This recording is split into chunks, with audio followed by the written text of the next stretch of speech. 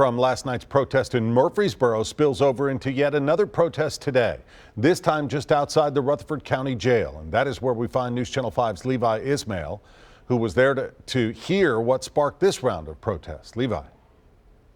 A lot of anger and frustration out here on this side of the line, as many of the protesters here were upset over their treatment in Murfreesboro. They say that protest was intended to only be peaceful, but only escalated when police were involved. Protesters say the mounted deputies you see here are the same ones who forced people to run last night to avoid being trampled. One man was arrested, and supporters say he was trampled before being sent to Rutherford County Jail.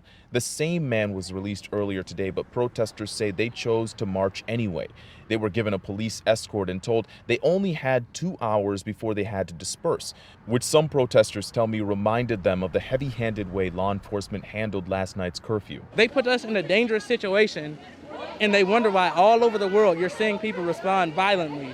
Because there's a difference. Looting isn't violence. That's looting. That's destroying property.